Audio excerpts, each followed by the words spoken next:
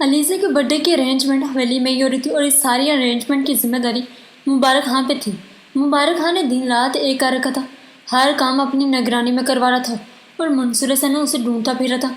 उस वक्त भी वह उसे खोजता हुआ हवेली की छत पे आ गया था, क्योंकि हवेली के चारों तरफ रेलिंग पे लाइटिंग का काम हो रहा था। हवेली को दुल्हनों की तरह सजाया जा रहा था। अस्सलाम वालेकुम। मंसूर हसन ने काफ़ी आस्तीगी से सलाम किया। वालेकुम सलाम। आओ मंसूर हसन, बैठो। मुबारक खान ने कुर्सियों की सिमत इशारा किया। नहीं यार, मैं बैठा ही नहीं आया, मैं किसी काम से आया हूँ। मंसूर हसन काफ़ी संजीदा दिखाई दे रहा था। किस काम से? मुबारक खान ने पूरी तरह से मुतवज्जो हुआ था, क्योंकि मंसूर हसन इस वक्त संजीदा और बेलचक लग रहा था। मुझे 2 दिन की छुट्टी चाहिए। मैं जब से काम पे आया हूँ 1 दिन भी छुट्टी नहीं ली, लेकिन अब मुझे ज़रूरत है, मैंने घर जाना है। मंसूर हसन काफ़ी थका हुआ था, शायद घर जाकर आराम करना चाहता था। ये क्या कह रहे हो मंसूर हसन? तुम जानते हुए कि आजकल घर में कितना काम है, कितनी मसरूफियत है, तुम छुट्टी लेना चाह रहे हो? मुबारक खान ने काफ़ी हफ्गी से उसे देखा। मुबारक खान, ये काम तो कभी ख़त्म नहीं होगी, तो क्या कभी घर नहीं जाऊँगा? मंसूर हसन को उससे ज़्यादा हफ्गी हुई थी।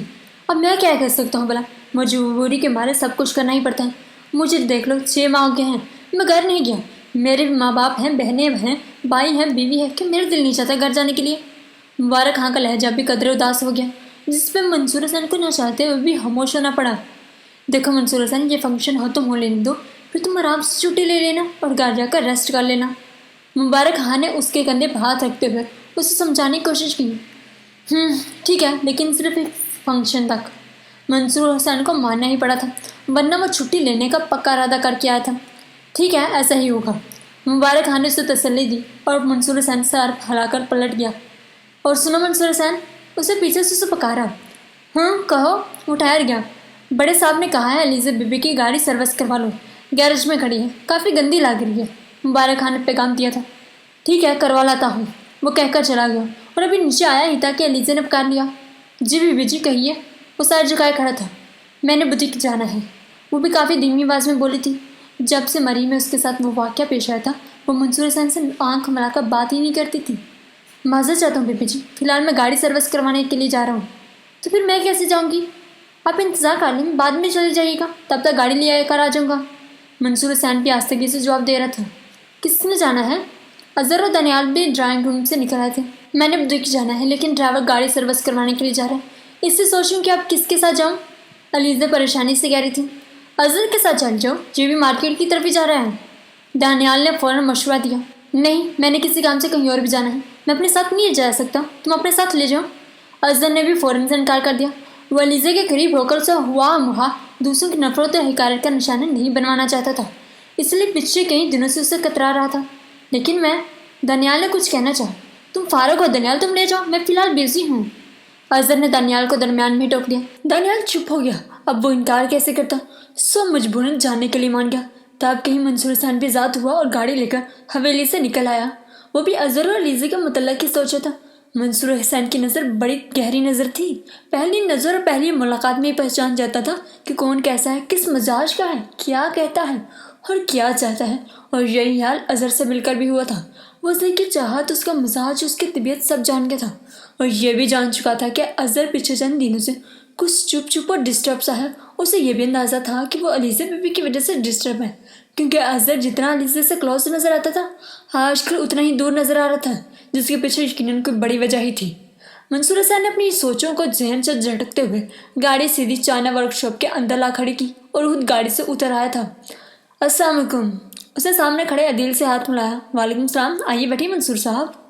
अदील ने कुर्सी की सिमत इशारा किया और मंसूर हसन आगे बढ़ के कुर्सी की तरफ आ गया।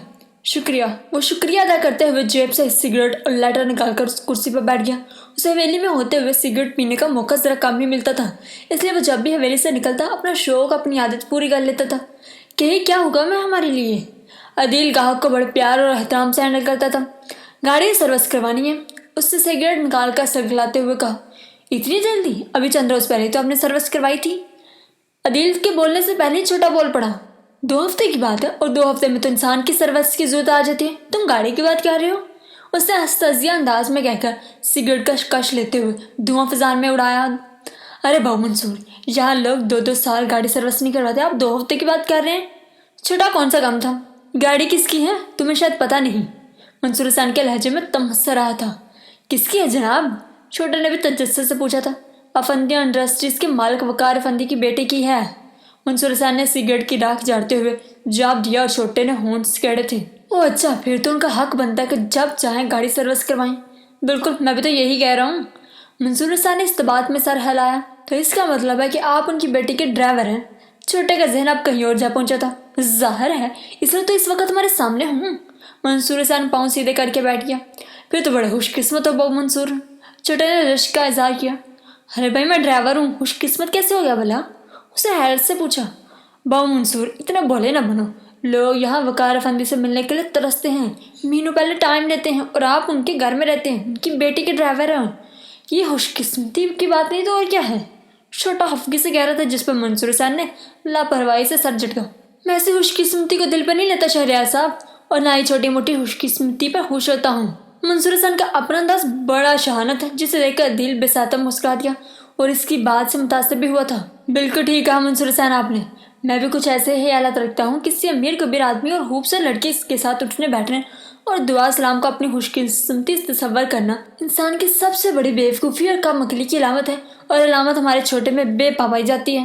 عدیل ذرا فارغ تھا، اس لیے کرسی کھینچ کر خود بھی منصور حسین کے ساتھ ہی بیٹھ گیا۔ منصور حسین پہلے بھی ایک دفعہ ان کے پاس آ چکا تھا، اس لیے ان میں بہت بے تکلفی بھی ہو چکی تھی۔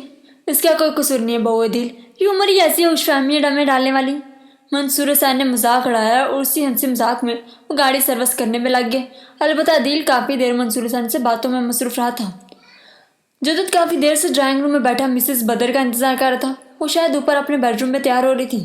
آسم، سائم اور فاطمہ گھر پر نہیں تھے، شاید اس لیے ان کی کوئی آواز سنائی نہیں دے رہی تھی، اور جدت انتظار کرتے ہوئے بور ہونے لگا۔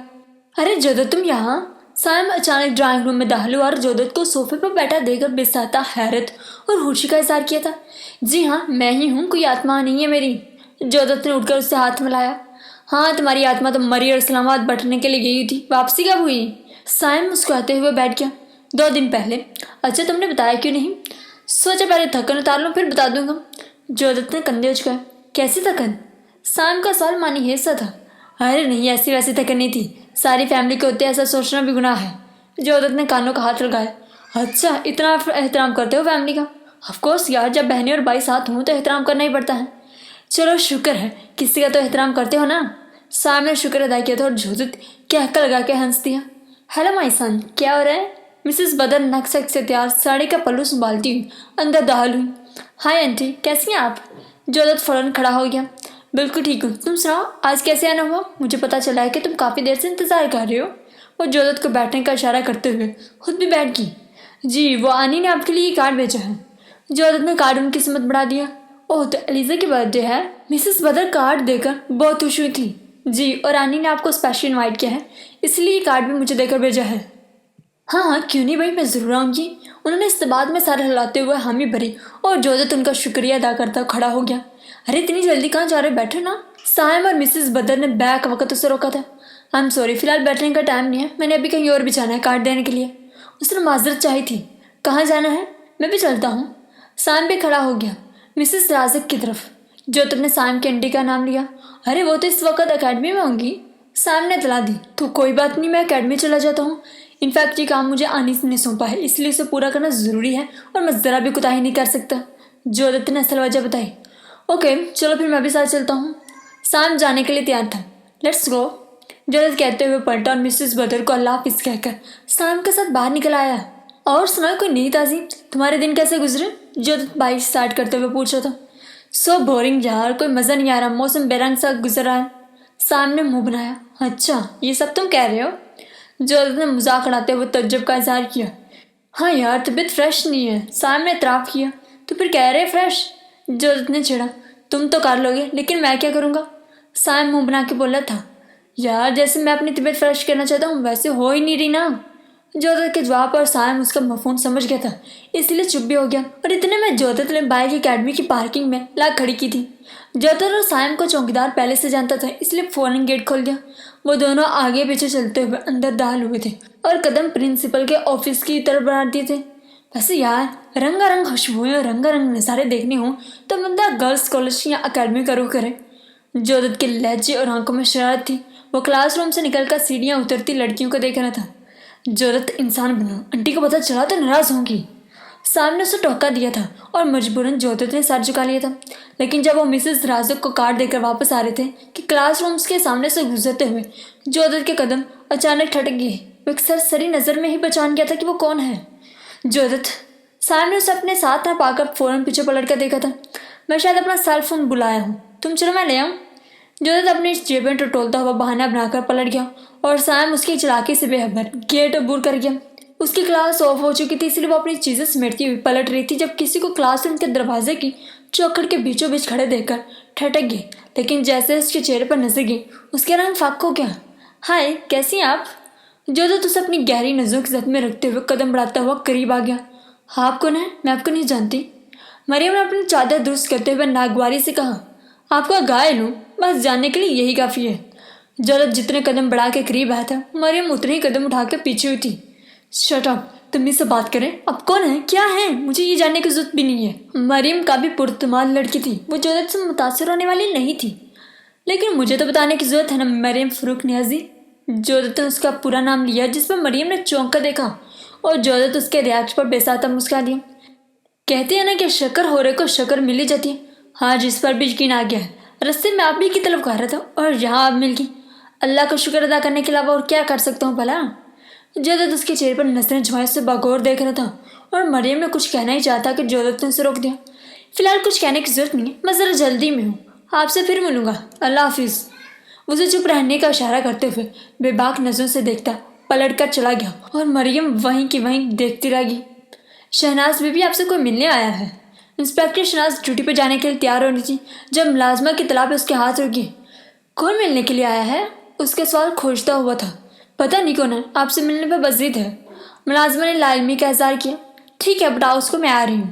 اس نے اجازت دیتے ہوئے اپنے آپ پر ایک تارانہ نسی نگاہ ڈالی اور شوز پہننے کے بعد اپنی گاڑی کی چابی اور موبائل لے کر خود بھی نیچے آ گئی، لیکن ڈرائنگ روم میں 4-5 گارڈ کے ساتھ اس آدمی کو دیکھ کر انسپیکٹر شہناز بری طرح ٹھٹک گئی تھی۔ اس کی پیشانی پہ بال پڑ گئے تھے۔ السلام علیکم۔ اسے دیکھ کر وہ آدمی کھڑا ہو گیا۔ وعلیکم السلام، بیٹھیے۔ مجبوراً اسے فارمیلٹی نبھانی ہی پڑی۔ شکریہ میڈم، بہت شکریہ۔ وہ آدمی بیٹھ گیا۔ کہیے کون ہے آپ اور کس سلسلے میں آئے ہیں؟ اس کا لبا و لہجہ پروفیشنل ہو چکا تھا۔ ملک حق نواز ہے نام میرا، مومنہ بی بی کے کیس کے سلسلے میں آیا ہوں۔ دلاور شاہ مومنہ بیوی سے ملنا چاہتا ہوں، ملاقات کروا دے۔ اس نے اپنا تعارف کروایا تھا نپے تلے انداز میں۔ ملک حق نواز؟ انسپیکٹر شہناز دنگ رہ گئی تھی۔ یہ نام اس کی سماعتوں پہ کسی بم کی طرح پھٹا تھا، لیکن اس نے ایک ذہین اور سمجھدار افسر ہونے کے ثبوت دیتے ہوئے اپنے تمام تر تاثرات لمحے کے ہزاروں حصوں میں کنٹرول کر لیے تھے، کیونکہ یہاں اس کا مشتل ہونا خود اس کی ذات کو ہی نہیں، اس کے گھر میں موجود اس کے ماں باپ اور مومنہ بی بی کو بھی کسی مشکل میں ڈال سکتا تھا، کیونکہ اس وقت وہ اکیلی تھی اور سامنے کھڑے افراد مسلح تھے۔ وہ ڈری نہیں تھی، بس قدرے محتاط ہو گئی تھی۔ ایسے ہزاروں کیسز سے روزانہ ان کا واسطہ پڑتا تھا جن میں الٹا خود پولیس آفیسرز کو یا پھر ان کے گھر والوں کو نقصان اٹھانا پڑتا تھا، اس لیے وہ کسی عظیم نقصان کے خیال سے ہی کچھ دھیمی پڑ گئی تھی۔ اوہ، تو آپ ہیں میرا حق نواز؟ اسے حیرت اور تعجب کا اظہار کیا۔ کیا بات ہے میڈم، کیا میرا نام پہلی بار سنا ہے آپ نے؟ ملک حق نواز نے انسپیکٹر شہناز کو گہری اور کھوجتی ہوئی نظر سے دیکھا۔ ارے نہیں ملک صاحب، نام پہلی بار نہیں سنا، دیکھا پہلی بار ہے۔ انسپیکٹر شہناز کافی ہوش علاقے سے بات کر رہی تھی۔ تو پھر مجھے دیکھا ہے تو مجھے سمجھ بھی گئی ہوں گی آپ۔ ملک حق نواز جیسے انسپیکٹر شہناز کو کچھ باور کروا رہا تھا، اور نادان تو وہ بھی نہیں تھی، البتہ یہ الگ بات تھی کہ وہ نادان بار نہیں تھی، کیونکہ صورتحال ہی کچھ ایسی تھی۔ جی جی بالکل، بہت اچھی طرح سمجھ چکی ہوں، آپ کی حیثیت، آپ کا مرتبہ سب سمجھ میں آ چکا ہے۔ بس آپ یہ بتائیے کہ میں آپ کی کیا خدمت کر سکتی ہوں؟ انسپیکٹر شہناز نے کافی عاجزی اور منصاری سے کام لیتے ہوئے کہا۔ دیکھیے میڈم شہناز، آپ نے شاید غور نہیں کیا، میں اپنی عرض تو پہلے ہی جملے میں وضع کر چکا، لیکن کوئی بات نہیں، ایک بار پھر صحیح۔ ملک حق نواز آج اپنے مزاج کے خلاف بڑے ٹھہراؤ سے بات کر رہا تھا۔ جی کہیے، میں سن رہی ہوں۔ انسپیکٹر شہناز نے اپنی ساری توجہ ملک حق نواز کی سمت مرکوز کر رکھی تھی۔ دلاور شاہ اور مومنہ بی بی سے ملاقات کرنا چاہ رہا ہوں، لیکن دونوں ہی کہیں میسر نہیں آ رہے، لہٰذا یہ سننے میں ضرور آیا ہے کہ ان دونوں کا آپ سے پرسنلی کانٹیکٹ رہتا ہے۔ اسے سوچا کہ آپ سے ہی کہا جائے کہ ملاقات کی کوئی سبیل نکالیں تاکہ کچھ وہ اپنی کہہ سکیں اور کچھ میں اپنی کہہ سکوں۔ کہیے کیا خیال ہے آپ کا؟ ملک حق نواز بڑے طریقے سے بات کر رہا تھا، لیکن انسپیکٹر شہناز سب سمجھتی، ورنہ سمجھ بچی نہیں تھی جو اس کی چکنی چپڑی باتوں میں آ جاتی۔ اس نے بھی کچھ بولنا تو تھا، لیکن بہت سوچ سمجھ کر۔ دیکھیے ملک صاحب، دلاور شاہ ایک بہت اچھے، بہت ذہین اور سمجھدار وکیل ہیں۔ میرا ان کے ساتھ کوئی پرسنل ریلیشن شپ نہیں ہے جس کی وجہ سے پرسنل کانٹیکٹ ہوگا، بس میرا پروفیشن ایسا ہے کہ کبھی کبھار آمنا سامنا ہو جاتا ہے جس کی وجہ سے دعا سلام بھی ہو جاتی ہے، لیکن اس سے زیادہ اور کچھ نہیں۔ البتہ دلاور شاہ کے بارے میں اتنا ضرور پتا ہے کہ آج کل وہ اپنے کسی کیس سے سلسلے میں کراچی گئے ہوئے ہیں اور امید ہے کہ 2-3 روز تک واپس لاہور آ جائیں گے، لیکن یہ بات پھر بھی کنفرم نہیں ہے۔ ہو سکتا ہے وہ لیٹ ہو جائیں یا پھر یہ بھی ہو سکتا ہے کہ وہ جلدی واپس آ جائیں، اس سے یقین سے کچھ نہیں کہا جا سکتا۔ اور رہی بات مومنہ بی بی کی، تو ان کے بارے میں میری معلومات کچھ ایسی ہی ہیں، کیونکہ مومنہ بی بی دلاور شاہ کا کیس ہے، اس لیے ان کے بارے میں زیادہ معلومات دلاور شاہ کو ہی ہوگی۔ آپ ان کی واپسی کا انتظار کر لیں، آپ کا سارا مسئلہ حل ہو جائے گا۔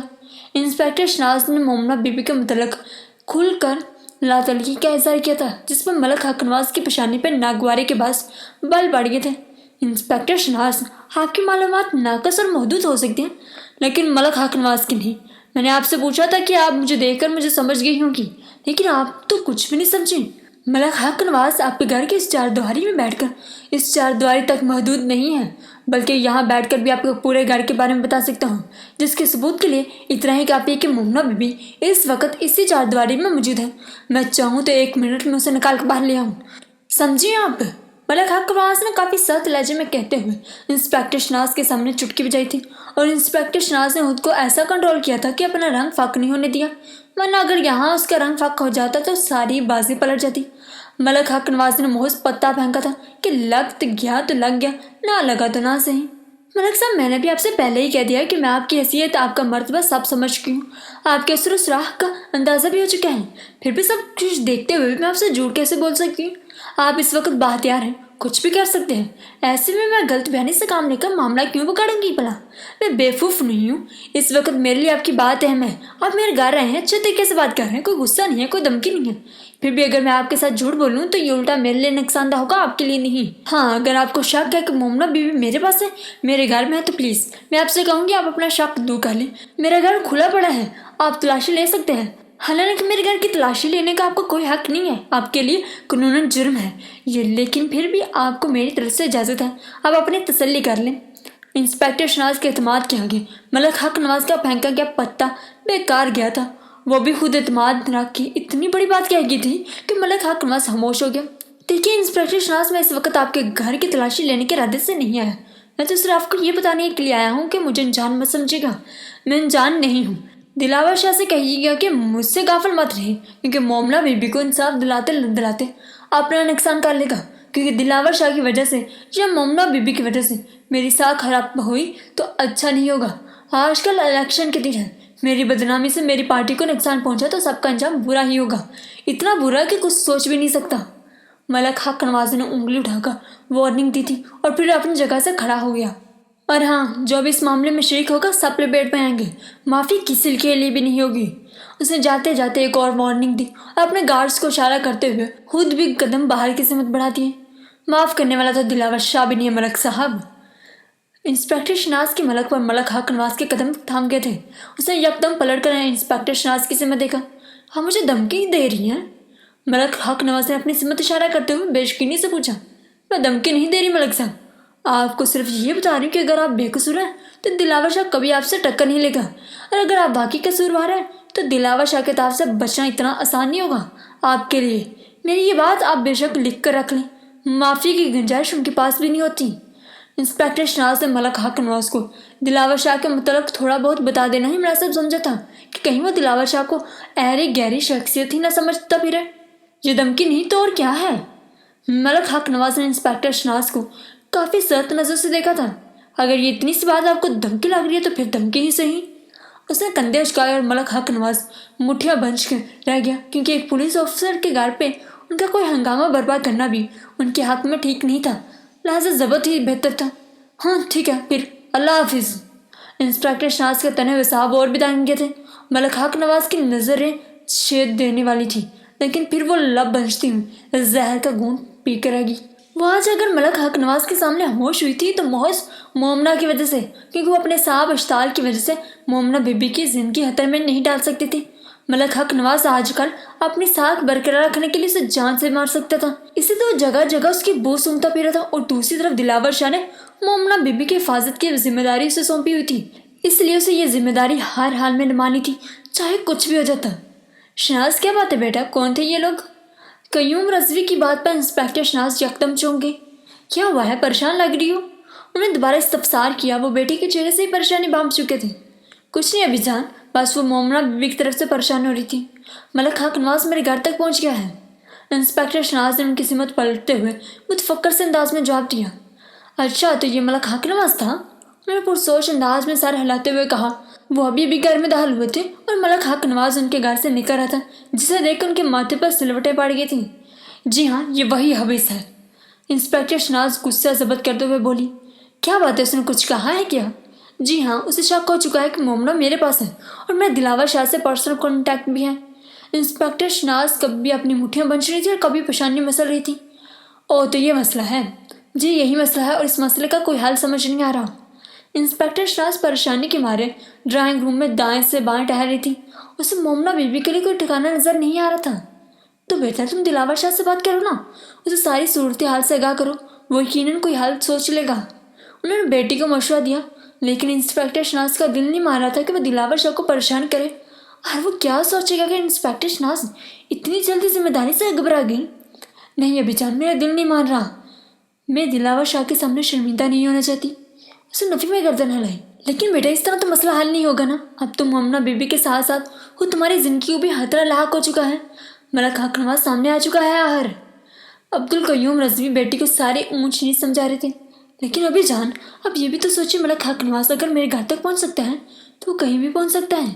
مومنہ بیوی نہ تو کسی دارالمان میں رہ سکتی ہے، نہ کسی ہاسٹل میں، اور نہ ہی کسی ہوٹل میں، کیونکہ ان جگہوں پر وہ محفوظ نہیں رہ سکے گی۔ اور رہی بات گھر میں رکھنے کی، تو کوئی بھی اسے اپنے گھر میں نہیں رکھے گا، کیونکہ مومنہ بیوی کو اپنے گھر میں رکھنا اور پناہ دینا خطرے سے خالی نہیں ہے۔ اور آج کل کسی اور کی وجہ سے کون خطرہ مول لیتا ہے بھلا؟ انسپیکٹر شناز حقیقتاً پریشان ہو رہی تھی۔ تو بیٹا پھر چھوڑ دو اوروں کی بات، تم اسے رہنے دو، وہ یہیں رہے گی، ہم سمجھیں گے کہ ہماری ایک نہیں دو بیٹیاں ہیں۔ عبدالقیوم رضوی نے بڑی فرح دلی سے کہا تھا۔ وہ ریٹائرڈ آرمی افسر تھے، بہت بہادر، وسیع ظرف اور اہم دل بھی۔ پہلے دن جب انسپیکٹر شناز نے ان کو مومنہ بیوی کے متعلق بتایا تھا تو انہوں نے بڑی ہندا پشانی سے مومنہ بیوی کو خوش آمدید کہا تھا اور اپنے گھر میں پناہ دی تھی۔ لیکن آج ملک حق نواز آڑے آ گیا تھا۔ نہیں ابھی جان، اب مومنہ بیوی کا یہاں رہنا مناسب نہیں ہے، کیونکہ میں اور میرا گھر ملک حق نواز کی نظر میں آ چکے ہیں۔ وہ مجھ پہ اور میرے گھر پہ چیک رکھے گا، اسی لیے مومنہ بیوی کو کہیں اور شفٹ کرنا پڑے گا جہاں اس کی سوچ بھی نہ جا سکے۔ انسپیکٹر شناز اس کے لیے کسی محفوظ جگہ کا سوچ رہی تھی، اور اس کی سوچیں، تفکرات اور پریشانی باہر کھڑی مومنہ بیوی کو ندامت کے کنویں میں دکھے رہی تھی۔ اس کی وجہ سے سب پریشان ہو رہے تھے۔ وہ سب کے لیے مصیبت بن کی تھی کہ اس نے اپنی وجہ سے دوسروں کو آزمائش میں ڈال رکھا تھا۔ اس کی سوچیں، خیالات اسے چپ کرا گئے تھے۔ اب اس نے چپ رہ کر ہی کچھ اور سوچنا تھا اور فیصلہ کرنا تھا۔ وہ دوسروں پر بوجھ کب تک بنتی، ہر کب تک تنگ کرتی؟ عدیل عمر، سوچتے سوچتے اچانک اس کی کپ کپی سی صورت میں اس کے نام اس کے لبوں سے ادا ہوا اور وہ اس نام پہ خود ہی چونگی۔ عدیل عمر! اس نے اپنے آپ سے تصدیق کے لیے دوبارہ نام دہرایا اور دوبارہ سے اسے یہی لگا کہ یہ نام اس کے دل سے ادا ہوا ہو، اور دل سے ادا شدہ عدیل عمر مدیہ حیات کو گمسم کر گیا تھا۔ وہ سمجھ نہیں پا رہی تھی کہ یہ نام اس کے دل سے ادا ہوا ہے تو کیوں ہوا ہے۔ وہ اپنے آپ کو ٹٹور رہی تھی، اپنے دل کو کھوج رہی تھی، اور جو سمجھ آ رہا تھا وہ ناقابل یقین سا لگ رہا تھا۔ تو کیا محبت؟ یہ خیال ذہن میں آتے ہی وہ سر تھام کے بیڈ پہ بیٹھ گئی اور اس کی سماعتوں میں دور دور تک اس کی اپنی ہی نہیں کی آواز گونجتی سنائی دے رہی تھی۔ کیا مدیحہ حیات کی کسی سے محبت بھی ہو سکتی ہے؟ بہت اپنی ذات سے سوال کر رہی تھی، اور جواب پھر اسے وہی گمسم سی خاموشی سنائی دی، چپ چپ اور حیران و پریشان۔ مدیحہ، تم ابھی تک جاگ رہی ہو بیٹا؟ فائزہ بیگم اس کے بیڈ روم کی لائٹ جلتی دیکھ کر اندر آ گئی تھی، اور مدیحہ کو بیڈ کی پانتی کی طرف ایک کنارے پہ بیٹھا دیکھ کر انہیں اور بھی تشویش کا احساس ہوا تھا۔ مدیحہ، اس طرح کیوں بیٹھی ہو؟ کیا ہوا ہے؟ انہوں نے قریب آتے ہوئے مدیحہ کے کندھے پہ ہاتھ رکھا اور مدیحہ چونک گئی۔ اس نے یکدم سر اٹھا کے فائزہ بیگم کو جیسے حالی نظروں سے دیکھا۔ مدیحہ، تم ٹھیک ہو؟ اس طرح کیا دیکھ رہی ہو؟ انہوں نے مدیحہ کی آنکھوں سے گھبرا کر پوچھا۔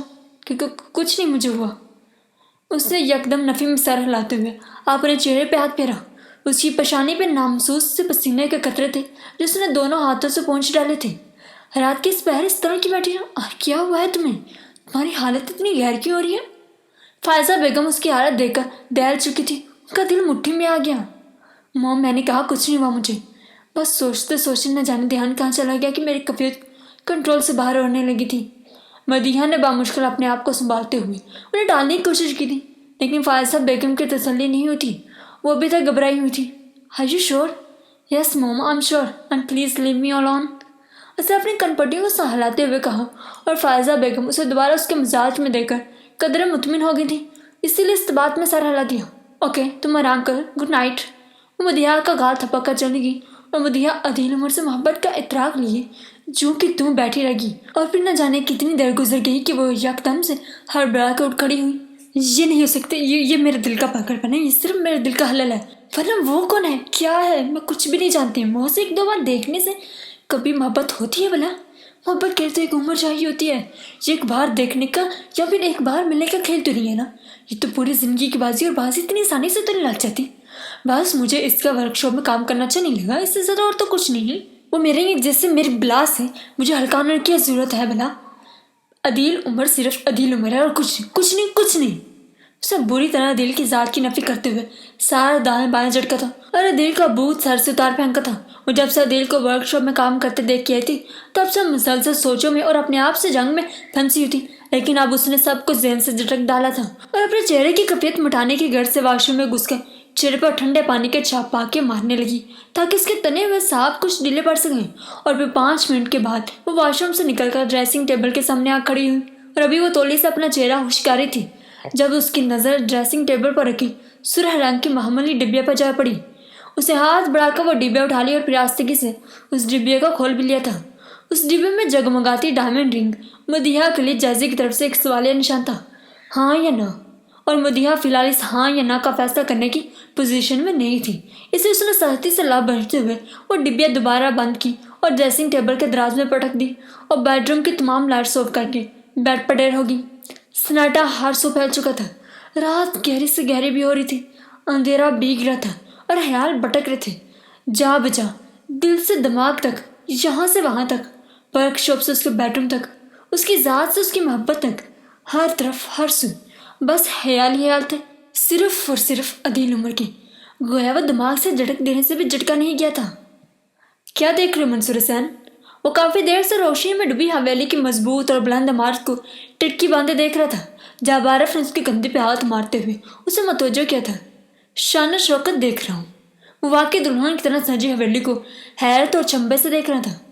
حویلی کی شان و شوکت دیکھنی تو کل دیکھنا، جب علیزہ بی بی کا برتھ ڈے ہوگا اور امیر کبیر لوگ اپنی بیگمات کے ساتھ یہاں وہاں ٹہلتے دکھائی دیں گے۔ عارف حویلی کا کافی پرانا ملازم تھا، اس لیے حویلی کی شان و شوکت سے بھی کافی اچھی طرح واقف تھا، جبکہ منصور حسین نیا تھا اور اس کے لیے حویلی کی شان و شوکت بھی نہیں تھی۔ حویلی کی شان و شوکت دیکھنی تو پرسوں میں دیکھنا، جب تمہیں یہاں وہاں کوئی بھی ٹہلتا ہوا دکھائی نہیں دے گا، منصور حسین نے کافی تماشرانہ انداز میں کہا تھا، جس پہ عارف کو کچھ سمجھ نہیں آئی تھی۔ کیا مطلب ہے منصور حسین؟ مطلب کہ جب کوئی فنکشن ہوتا ہے تو بڑی رونق ہوتی ہے، بڑی روشنی ہوتی ہے، بڑی چہل پہل ہوتی ہے، لیکن جب فنکشن ختم ہو جاتا ہے تو ہر طرف سناٹے چھا جاتے ہیں، ویرانی اور بے رونقی سی ہو جاتی ہے، تب کچھ بھی اچھا نہیں لگتا، اپنے شان و شوکت سے بھی بندہ تاک جاتا ہے۔ منصور حسین نے اسے وضاحت سے بتایا، اور عارف سر کو اس بات میں ہلاتے ہوئے اسے اتفاق کرنا ہی پڑا تھا۔ ٹھیک کہہ رہے ہو یار، ایسا ہی ہوتا ہے۔ ارے تم لوگ یہاں بیٹھے باتیں بنا رہے ہو، اتنا نہیں سوچتے کہ آگے میرا ہاتھ ہی بٹھا دو۔ مبارک ہاں گیٹ کی طرف جاتے ہوئے ان دونوں کو دیکھ کر رک گیا کہ تم ہمارا ہاتھ بٹاتے ہو؟ کبھی عارف کی جگہ چوکیداری کی تم نے؟ کبھی میری جگہ ڈرائیوری کی تم نے؟ کبھی تمہیں ہماری تھکن کا احساس ہوا؟ نہیں نا، تو پھر ہم تمہارا احساس کیسے کریں؟ تمہارا ہاتھ کیوں بٹائیں ہم؟ منصور حسین نے مبارک خان کو کھڑی کھڑی سنائی تھی، اور مبارک خان جھنجھلا گیا تھا، شاید تم سے تو بات کرنے ہی فضول ہے، نہ جانے کس مٹی سے بنے ہو تم، رکھڑ سڑیے، سامنے والا کا لحاظ بھی نہیں کرتے۔ مبارک خان بہت بد مزہ ہوا۔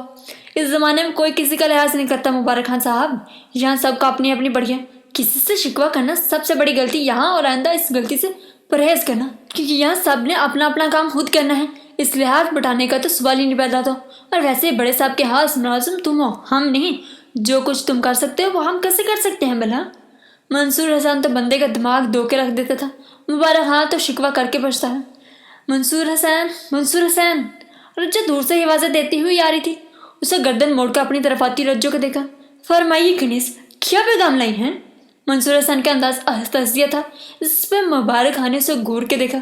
بڑے صاحب نے بلایا ہے تمہیں، رجا نے اپنی سانس ہموار کرتے ہوئے کہا، اور کچھ ان سے جا کے پوچھ لو، وہ بتا دیں گے اور کچھ۔ رجو نے ہفکی سے کہا۔ ارے کیا ہو گیا تم سب کو؟ سب مجھ پر کھڑے ہو، میرا قصور تو بتاؤ۔ منصور حسین نے حیرت سے کہا۔ اپنے قصور بعد میں پوچھنا، پہلے بڑے صاحب کی بات سن لو جا کے، وہ تمہارا انتظار کر رہے ہیں۔ مبارک خان کا لہجہ بھی ہفگی لیے ہوا تھا۔ منصور حسین کندھے اچکاتا ہوا کھڑا ہو گیا اور رجو پیغام دے کر خود کوارٹرز کی سمت بڑھ گئی۔ پلیز اصغر بھائی، آپ اس طرح نہیں جا سکتے، آپ پہلے مجھے بتائیں کہ آپ مجھ سے کس لیے ناراض ہیں۔ علیزے کی آواز پہ منصور حسین کے قدم ٹھہر گئے۔ اس کی آواز بائیں طرف والے لان کے کونے سے آ رہی تھی، گویا اس کے ساتھ اظہر بھی تھا۔ میں تم سے ناراض نہیں ہوں یار، تم کیوں اتنی ٹینشن لے رہی ہو؟ یہ نرم سی آواز اظہر کی تھی۔ تو پھر آپ مجھ سے سیدھے منہ بات کیوں نہیں کرتے؟ جہاں میں جاتی ہوں آپ چلے جاتے ہیں، ابھی میں آئی ہوں اور آپ اندر جا رہے ہیں، یہ ناراضگی نہیں ہے تو اور کیا ہے؟ علیزہ کی آواز بھیگ رہی تھی اور لہجہ روحان سا ہو رہا تھا۔ یہ ناراضگی نہیں ہے میری جان، ضروری نہیں کہ انسان اسی وقت کتراتا ہے جب ناراض ہوتا ہے، کسی سے کترانے کے لیے کچھ اور وجوہات بھی ہو سکتی ہیں۔ میرا تم سے کترانا تمہارے حق میں بہتر ہوگا۔ منصور حسین دیکھ رہا تھا کہ اظہر علیزہ کو سمجھانے کی خاطر اس کے دونوں ہاتھ تھام کے نرمی سے تھبک رہا تھا، کہ چھوٹے سے دل کی علیزہ اظہر کی ذرا سی بے روحی اور لاتلکی پہ چھم چھم نیر بہا رہی تھی۔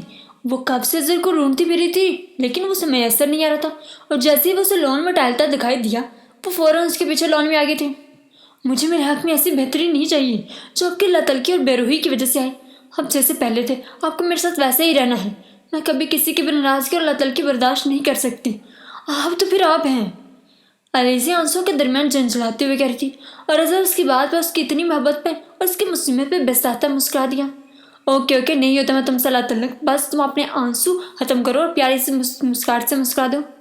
اظہر نے پیار سے کہتے ہوئے اس کا گال تھپکا اور علیزہ روتے رس کے مسکرا دی۔ وہ دونوں لان میں کھڑے تیز روشنی میں صاف دکھائی دے رہے تھے۔ منصور حسین نے ان سے نظریں ہٹا کر سر جھٹکا اور قدم دوبارہ اندر کی طرف بڑھا دیے تھے۔